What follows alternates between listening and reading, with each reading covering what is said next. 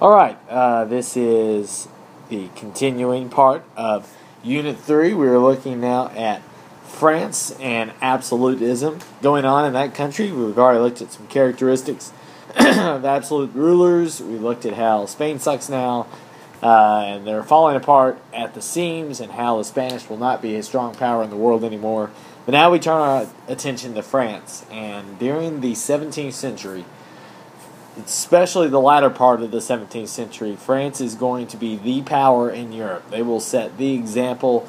They will be the ones to watch for a variety of reasons, but mostly for this guy right here, Louis the 14th, and his well-dressed wardrobe. Well-dressedness, I don't know how you say it, but anyway, let's zoom out here. Alright, put that back into place. Good enough. But we're actually going to split this into three parts. We're going to look here in this section at how absolutism developed in France before Louis. And then we'll look at the domestic policy, the home policy, religion, economics, things like that of Louis XIV. And then we'll look at his foreign wars. So three sections, splitting them up here and explain everything so we can have smaller files. But we'll have those three sections. Like I said in class, this material is extremely important for the AP test. They will always put a Louis XIV question in there in some shape, form, fashion, whatever, whether it's multiple choice, FRQ, or maybe even the DBQ. So that's something to look out for, and it's very important as we move on to two. And I've already mentioned this in class, but France in the 17th century is divided into three estates, and this is going to be a critical aspect of French society for really the next couple months that we study. You have three estates. You have the clergy, you have the nobility, and you have everybody else. Clergy, obviously, people who work in the French Catholic Church, also known as the Gallican Church, just know the French Catholics. The nobility, who are the old landowners, the old money, if you will. And then everybody else is in estate 3. Little numbers for you. First estate, 1% of the population. Second estate, 3 to 4%.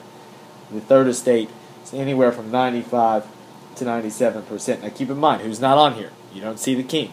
He's not considered in one of these estate systems. The king is above all of the estates. Just, who's in the third estate? Well, it's anyone from the bourgeoisie or the middle class, artisans, urban workers, peasants, small people, big people, tall people, short people. Anyone who is not a noble or a member of the clergy, they will be a part of this third estate. At this time, as we look in the 17th century and the 1600s, France is primarily agrarian. 90% of the population lives on a farm or in a village or some other very rural setting. Okay, we don't have these big cities like Paris yet. It's only a smaller part of the society. Population at the time, 17 million. That's the largest in Europe. By 1700, 19 million people will be living in France. That's 3 times as much as England, 2 times as much as Spain. So France is the power in Europe by 1700 at the end of the 17th century? Yeah, that's right. And then going into the 18th century. So keep that in mind, is that France is really, really pushing the rest of Europe to be better. So let's go back in time. Let's remember this guy, Henry IV. Now, if you remember, Henry IV was a Protestant. He was a Huguenot. He married Margaret of Valois, and it was at their wedding that you had the St. Bartholomew's Day massacre, and everyone was killing each other and all that mayhem. And that triggered the War of the Three Henrys, if you remember back. The War of the Three Henrys progressed as such that Henry of Guise, the ultra-super Catholic, was assassinated. Henry III, who was the Catholic king at the time, was the son of Henry II, who was killed in the jousting incident. Remember, back in 1559. Henry II is killed by a Dominican friar. Remember that, 1589, which made Henry, who is his brother-in-law, this Henry you're looking at, it's going to make him the new king. Now, remember, he's Protestant, so when he becomes king, how does the Pope respond? How does the Catholic Church respond? How does Philip II, who is his contemporary on the throne of Spain, how do they all respond? Well, they're not very happy.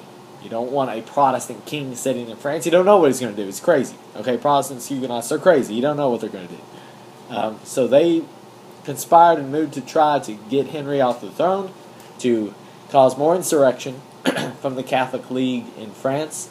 But in 1593, and what is known here, let me get my pencil out right here, beautiful. This religious conversion in which Henry said that, his quote actually is that Paris is worth a mass. I'm going to convert to become a Catholic. Now in private he still remained a Protestant, a Huguenot, but out in the public he became a very Catholic king. You can imagine how the Huguenots thought about that. But remember the word we give these people who value national unity over religious conviction? A politique. Okay, remember that. They are considered politiques. That's really the idea.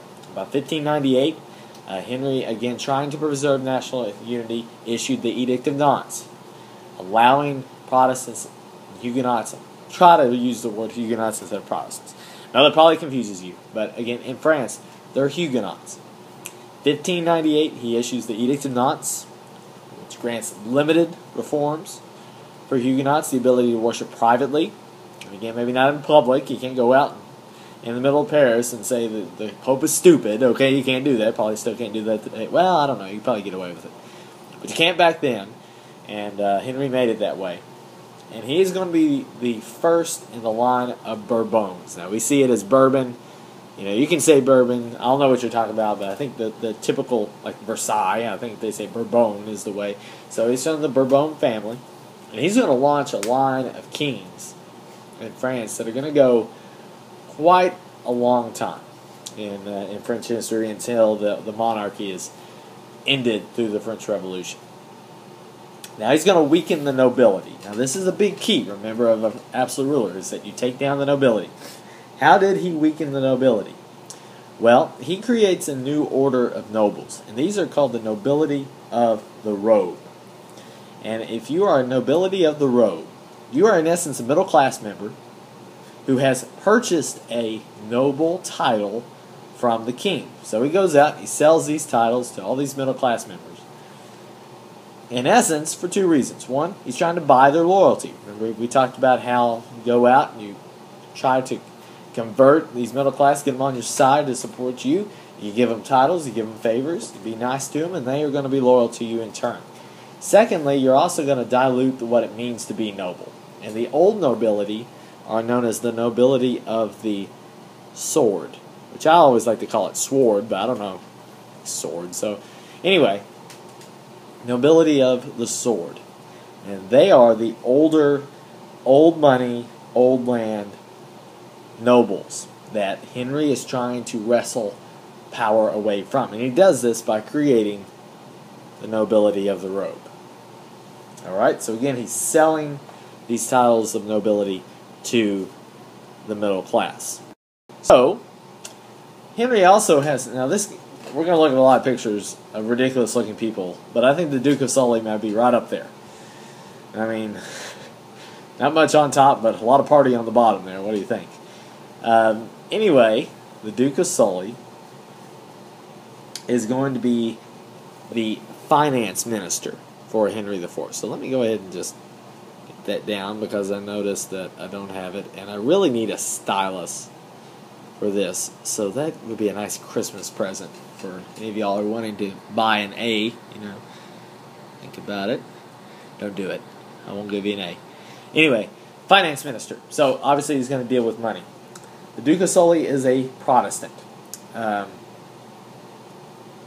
he's not liked by the Catholics for obvious reasons, and he's actually not liked by Protestants because he's loyal to Henry IV, who came out, well, he came out and said that, you know, I'm turning over to become a Catholic. So he doesn't really have that, and his personality is kind of, he's rude. He was known as rude and stubborn. He really wasn't a great guy, and he had purchased his nobility, so he was one of these new nobility of the robe, one of these new blood, middle class nobles who supports Henry IV.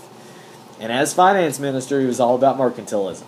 Remember, a few things about mercantilism: wealth equals power, favorable balance of trade, wanting to be economically self-sufficient.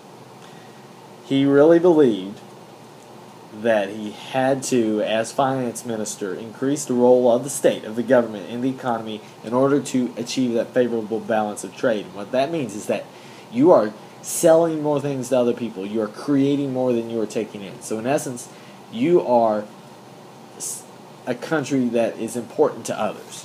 You know, without you, their economy is going to suffer. If they went down, maybe you a little bit, but you could hold your own since you're so self-sufficient. So he really pushes for that. He does a lot of things to kind of help that out. He grants monopolies in the production of gunpowder and salt, so you don't have any competition. They could centralize in that. He encouraged manufacturing of silk and tapestries. That's lovely. And only the government could operate the mines. So you see a lot of government role in business here. Again, government participation to achieve a favorable balance of trade. He reduced the royal debt. While Spain was drowning in debt and really struggling, he trimmed the budgets, he balanced the books, made sure, crossed every T, dotted the I's to make sure that France was in good shape.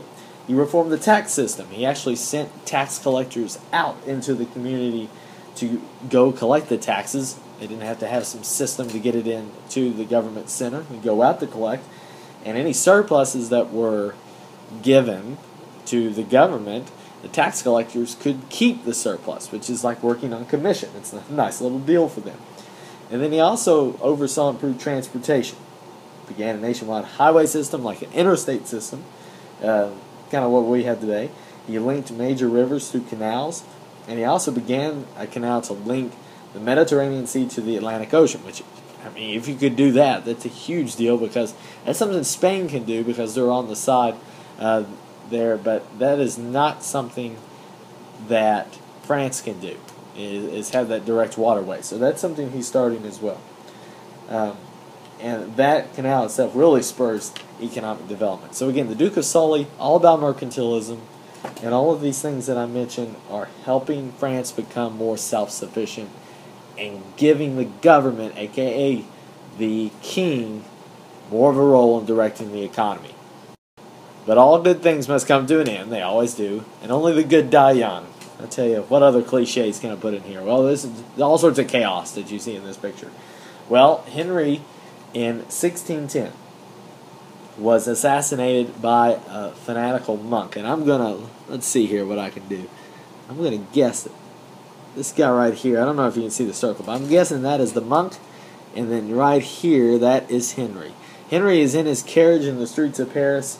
And the monk, as you see here, of course the monk is be Catholic, he is seeking revenge because of the freedoms that Henry had given Huguenots through the Edict of Nantes. So 12 years after the Edict of Nantes, he gets his revenge, he stabs Henry in his carriage, and Henry will die. And that's sad. Okay, but Henry IV was a very pivotal leader for France, and his personality, if you remember, he's a good guy. He liked to have fun, witty, charming. He was good, good for France. But the monk takes him out in 1610. Okay, 1610. When Henry died, his young son, Louis, we'll get to in a second, was very young, and Henry's widow, whose name was Marie de Medici, and I believe, don't quote me on this, but I'll have to look it up. I'm not sure. That's probably not Margaret of Valois. She probably didn't change the name, so it might have been a second wife. You have to look that up on your own. But anyway, she's going to rule as regent until Louis is going to come of age. So the great direction that they had under Henry IV is going to be challenged, and we're going to see how France responds through this next guy. Louis. Tough-looking guy. Takes over at age 9.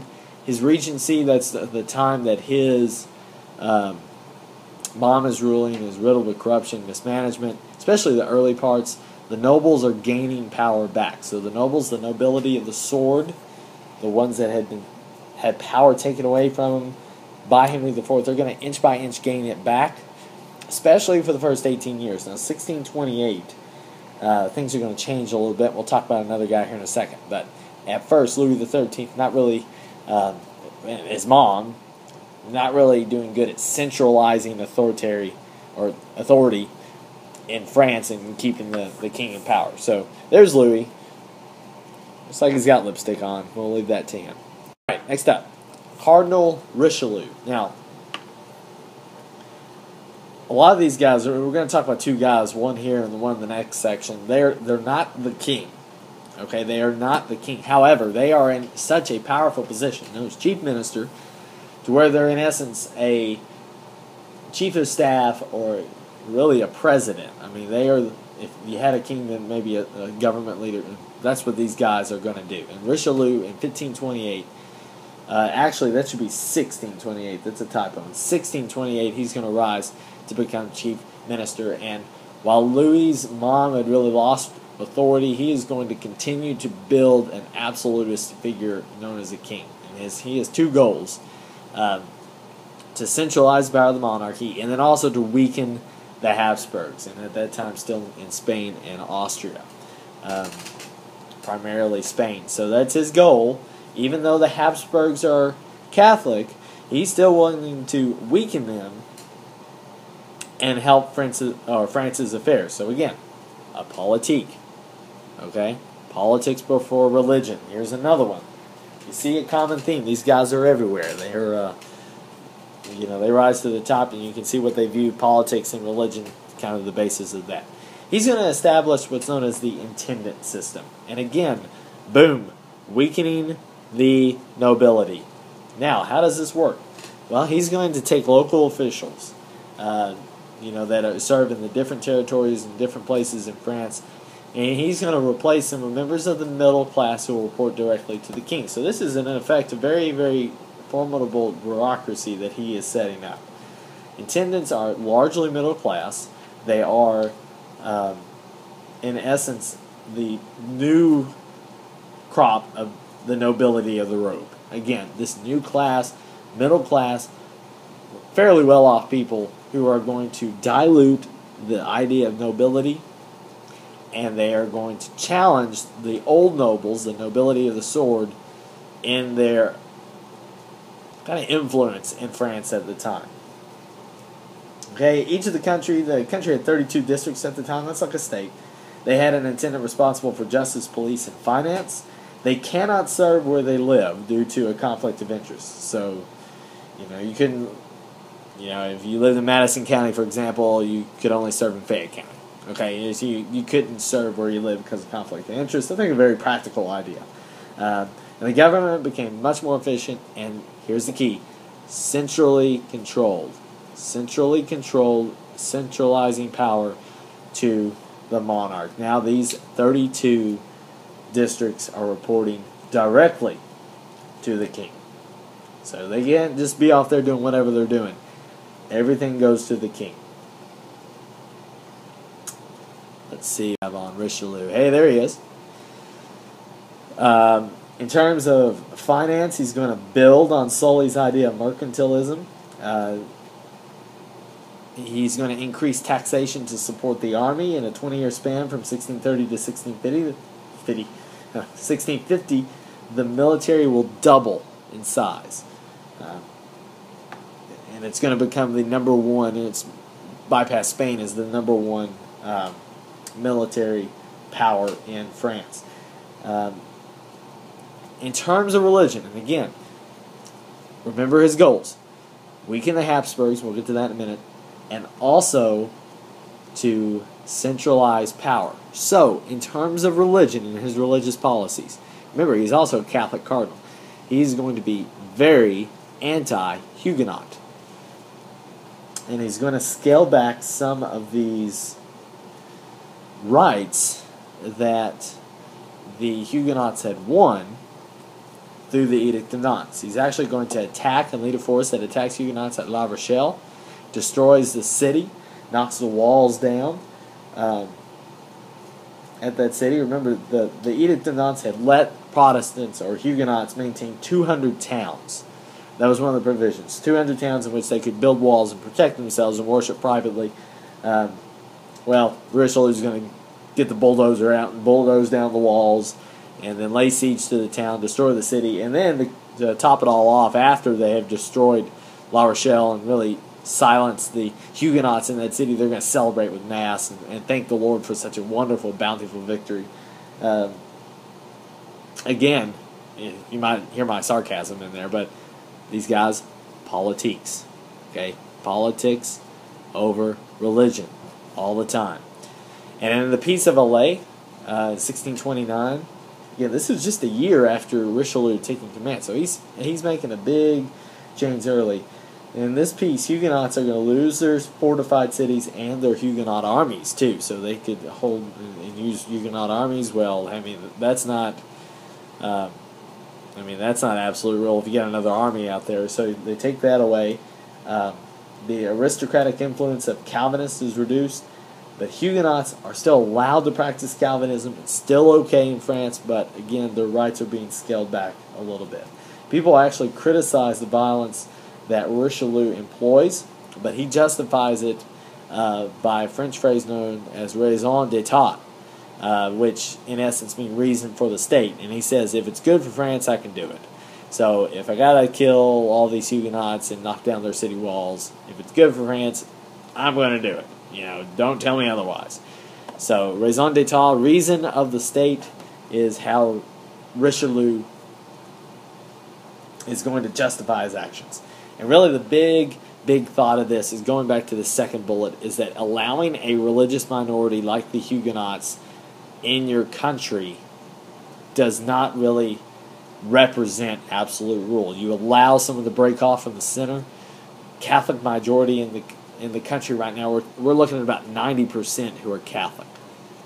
Okay, 90% Catholic and about 10% Huguenot. So what Richelieu again tries to do is to lessen the minority, create more of a centrally absolute rule and centralized power. And part of that is to attack Huguenot rights. Now, remember back foreign policy, Richelieu's goal is to weaken the Habsburgs, and that meant in part keeping the Holy Roman Empire, which is in essence Germany. It's where Germany is today, keeping that divided. At the time, you have 300 different territories. We've looked at a few maps of how politically divided it is. He wants to do anything possible to keep Germany divided. Because he knows, if you're France, it's a little impromptu map here. In France, if Germany was united, you had the big G here, and then down here, very strong at the time, you have Spain. So, and both Catholic, primarily, even though there's a lot of Lutherans over here. Holy Roman Empire, Germany, Spain, Catholic, going in. Even though France is Catholic, remember, politics over religion, Richelieu sees the threat. So he is going to try to keep Germany divided. Like my divided? I think that's clever. Okay, he's going to try to keep it divided. And he supports Sweden. Remember Gustavus Adolphus leading Sweden into the 30 Years' War. He will finance them. And then eventually France will enter the war in, I believe, 1635. And then in 1648, in the Treaty of Westphalia, the end of the 30 Years' War, France is coming out of that as the strongest country. Partly because Germany is just absolutely destroyed due to all the fighting. They didn't really right France well there. And then the Habsburgs are really, really losing out because of the economy, because of their inbred leaders, things that we talked about a little bit earlier today. So France is in a really good spot in 1648. Richelieu, I think, actually dies in 1642. But anyway, his influence really lasted 1648. France will stay in the war. They will come out on top. And then they have somebody waiting in the wings who's going to completely transform the way Europe viewed a political leader. From someone who fought little tugs of war with nobility all the time, fought tugs of war with the church and with religious minority groups. We talk about Louis XIV. L14 is the number one guy, period. That's not good. There we go. Much better. No question. In France during Louis XIV's reign, who is the strongest? Who is France? Remember, the idea of national sovereignty, get number one person. Louis XIV is that, and we will investigate that in our next little podcast. So keep in mind all these things. Keep in mind how France gets to the place it is before Louis XIV gets there. All right, peace.